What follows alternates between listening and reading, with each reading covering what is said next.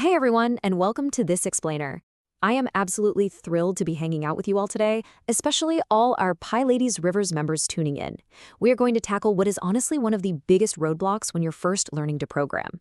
Look, if you've been itching to practice your Python skills, but you're away from your computer, or maybe you just don't have regular access to a laptop right now, well, this is exactly for you. We're going to figure out how you can keep practicing and run real Python code anytime, anywhere. So here's our game plan for today. We'll start by looking at coding without a laptop, check out some pocket-sized Python superpowers, get you set up for success, talk about what to honestly expect, and finally, look at your new on-the-go companion. All right, section 1, coding without a laptop. Let's break down that hardware barrier. You know, a lot of beginners right here in the PyLadies Rivers program hit this exact wall. You really want to practice Python, you've got the motivation, but you simply don't have a laptop handy. And let's be real, it is incredibly frustrating when you're trying to master a brand new technical skill and the hardware just isn't there. But I have some seriously good news for you. You don't actually need a traditional computer to keep your momentum going. The answer is literally sitting in your pocket right now. Your mobile phone is way more capable of handling code than you probably think. Enter Pydroid 3. So, what is it? It's an educational Python 3 IDE, which just stands for Integrated Development Environment, built completely for Android. But here is the absolute game-changer part of this definition. It runs an offline Python interpreter. That means once you install this app, you need absolutely zero internet connection to run your Python programs. If you're on a tight data budget or you're just somewhere with really spotty Wi-Fi, this is a total lifesaver. When you actually fire up the app, it is super clean and really easy to navigate. At the top, you've got this nice, dark-themed text editor where you can type out a real Python script. You know, something like printing hi PyLadies or just running a basic loop. And then you literally just tap that big red play button down in the corner, and boom, your output pops up in green right below it. No heavy laptops, no messy network setups, just you writing and running code instantly. Moving right along to section 2, pocket-sized Python superpowers. Let's explore the core features. It's honestly kind of wild how much utility is packed into this one app.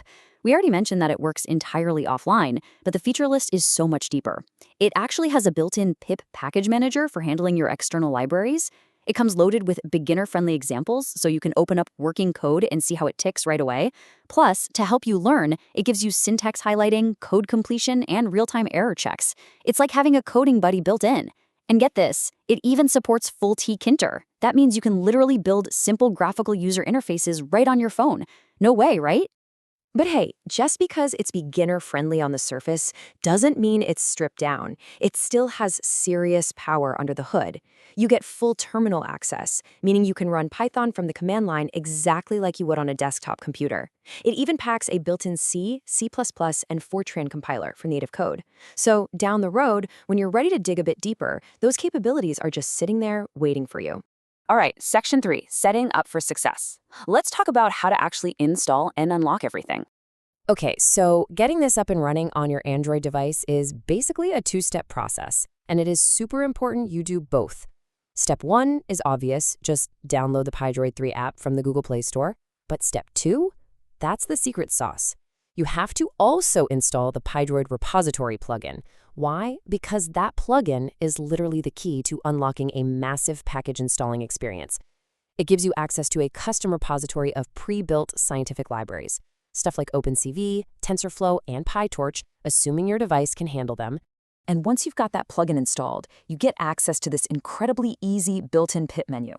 You want popular scientific libraries like NumPy, Pandas, Matplotlib, scikit-learn, or SciPy? You literally just tap them. It's just a checklist and a giant red install button.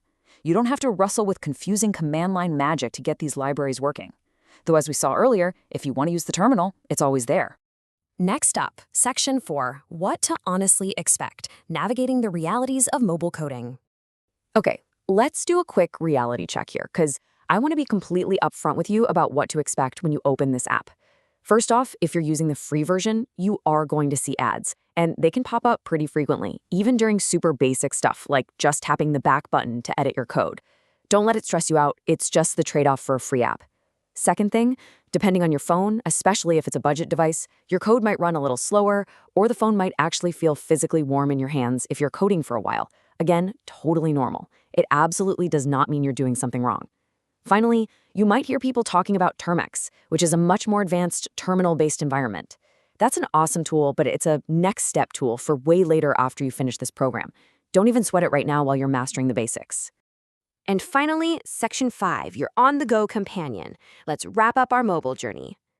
I really love this takeaway right from our source material. Pydroid 3 is a genuinely solid fit for practicing PyLadies Rivers lessons and assignments on the go. And that kind of hits the nail on the head. You just have to understand where it fits in your toolkit. Pydroid 3 shines with smaller projects and learning exercises. You wouldn't use it to build a massive software architecture. Think of it as your ultimate pocket companion. It's meant to be used alongside a computer for when you eventually get one, but it guarantees that when you don't have one, your progress and your coding journey never have to hit pause. So that leaves us with one big question to wrap up this explainer. What small Python project will you build on your phone today? Now that you know the hardware barrier is totally broken and you've got these incredible Python superpowers right in your pocket, there is literally nothing holding you back. Go grab your Android phone, install the app, don't forget the plugin, and start coding right now. Keep practicing, keep building those skills, and I'll catch you in the next one.